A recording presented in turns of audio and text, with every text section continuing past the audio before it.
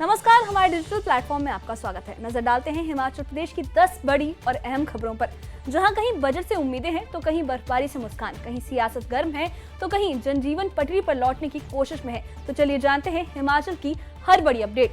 सबसे पहले बात करेंगे बजट की। 1 फरवरी को पेश होने वाले केंद्रीय बजट से हिमाचल सरकार को खास उम्मीदें हैं। सुक्खू सरकार के कई मंत्रियों ने एक सुर में रेवेन्यू डेफिसिट और जीएसटी कंपनसेशन बढ़ाने की मांग उठाई है। उद्योग मंत्री हर्षवर्धन चौहान ने कहा कि पर्वतीय राज्यों के लिए अलग आर्थिक पैमाना तय किया जाना चाहिए। वहीं शिक्षा मंत्री रोहित ठाकुर, राजस्व और बागवानी मंत्री जगत सिंह नेगी और लोक निर्माण मंत्री विक्रमादित्य सिंह ने भी केंद्र के सामने अपनी मांगे रखी हैं। वहीं जगत सिंह नेगी ने मांगों के साथ साथ केंद्र सरकार पर निशाना भी साधा है। सीएम के प्रधान मीडिया सलाहकार नरेश चौहान ने कहा कि बजट से प्रदेश को बड़ी राहत की उम्मीदें हैं।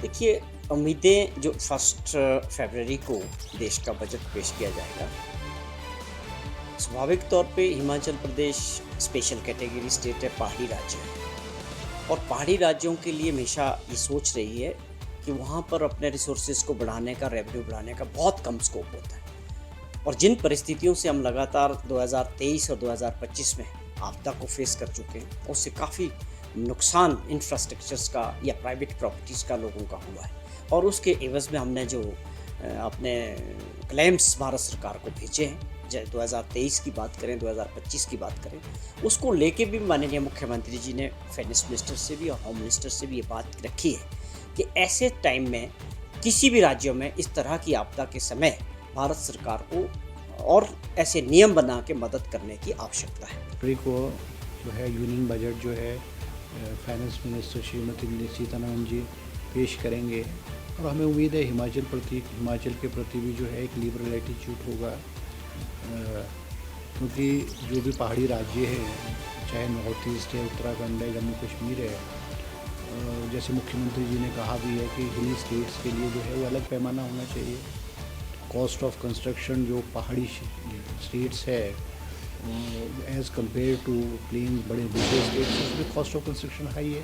अब पूरे हिंदुस्तान के सभी राज्यों को एक पैमाने से जो नापा जाता है और एलोकेशन ऑफ बजट्स जो है वो एक पैमाने में दिया जाता है, वो उसमें फ़र्क है। अगर इसको जनजाति विभाग का अगर बात करूं तो केंद्र सरकार ने जनजातियों के लिए जो बजट का प्रावधान रखते हैं हर साल, उसको इन्होंने केंद्र में जो मिनिस्ट्रीज में ईयरमार्क कर दिया है। जो ट्राइबल मिनिस्ट्री है उनके पास जो है ये बजट डायरेक्ट नहीं है। सारे के सारे अलग अलग मिनिस्ट्रीज़ में ईयरमार्क करने से ट्राइबल डिपार्टमेंट या जो हमारा मिनिस्ट्री है उनके पास करने को कुछ भी नहीं है। और जो ये आप मान लीजिए सड़क संपर्क का है या इरिगेशन का है या आप कृषि का है या जिसमें हॉर्टिकल्चर भी शामिल है, ये बजट सारा का सारा ईयरमार्क करके इन मिनिस्ट्रीज़ के पास है। ये मिनिस्ट्रीज़ जो है इसको दूसरे बजट के साथ जोड़कर ट्राइबल एरियाज़ में उसको खर्च नहीं कर रहे हैं या हमें जो ज़रूरत है उसके मुताबिक हमें बजट नहीं दे रही है। मनाली और आसपास के इलाकों में हुई ताजा बर्फबारी ने स्थानीय लोगों के चेहरे खिला दिए हैं। किसान, बागवान और पर्यटन कारोबार से जुड़े लोग इसे फसलों और टूरिज्म के लिए वरदान मान रहे हैं। लंबे इंतजार के बाद हुई इस बर्फबारी से जहां पर्यटकों की आवाजाही बढ़ी है, वहीं सेब की फसल और गर्मियों में पानी की उपलब्धता को लेकर भी लोग राहत महसूस कर रहे हैं। हालांकि बिजली और सड़कों को लेकर दिक्कतें जरूर है, लेकिन लोगों का कहना है कि ज्यादा बर्फ ज्यादा फायदा देगी। आगे बढ़ेंगे लाहौल स्पीति में बहाली मिशन की ओर।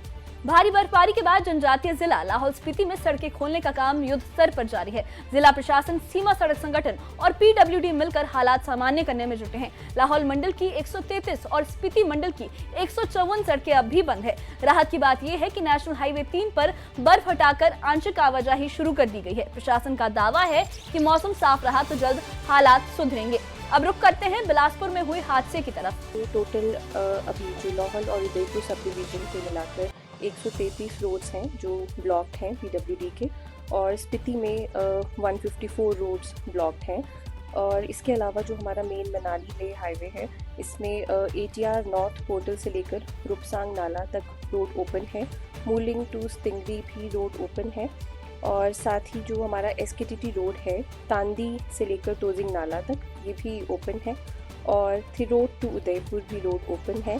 हमीरपुर शिमला नेशनल हाईवे पर नमहोल के पास देर रात एक निजी बस हादसे का शिकार हो गई। बस करीब 10 फुट नीचे गहरी खाई में गिर गई, जिसमें चालक, परिचालक समेत 4 लोग घायल हुए हैं। हैरानी की बात यह रही कि हादसे के बाद एक सवारी रहस्यमयी तरीके से लापता भी हो गई। घायलों को एम्स बिलासपुर में भर्ती कराया गया है। पुलिस हादसे के कारणों की जांच कर रही है। अब बात सियासत से जुड़ी एक बड़ी खबर की करेंगे। बीजेपी प्रदेश अध्यक्ष डॉक्टर राजीव बिंदल ने कांग्रेस सरकार पर तीखा हमला बोला है। उन्होंने आरोप लगाया कि मोदी सरकार की विकास योजनाओं का श्रेय सुक्खू सरकार ले रही है। बिंदल ने बताया कि पीएम ग्राम सड़क योजना के तहत छैला और ओछ घाट सड़क के लिए 200 करोड़ रुपए मंजूर किए गए थे। उन्होंने साफ कहा कि इस परियोजना में प्रदेश सरकार का कोई योगदान नहीं है। ये राशि सांसद सुरेश कश्यप और केंद्रीय नेतृत्व के प्रयासों से मिली है। अब खबर स्वास्थ्य सुविधाओं की है। कृषि मंत्री प्रोफेसर चंद्र कुमार ने जोनल अस्पताल धर्मशाला की गवर्निंग बॉडी बैठक की अध्यक्षता की। उन्होंने कहा कि स्वास्थ्य और शिक्षा सरकार की सर्वोच्च प्राथमिकता है। सरकार सब डिवीजन स्तर के अस्पतालों को मजबूत करने की कोशिश में लगी है, ताकि बड़े अस्पतालों पर दबाव कम हो। भविष्य में एडवांस और रोबोटिक सर्जरी जैसी सुविधाएं भी चरणबद्ध तरीके से लागू होंगी। अब बात अनुराग ठाकुर के बयान की करेंगे।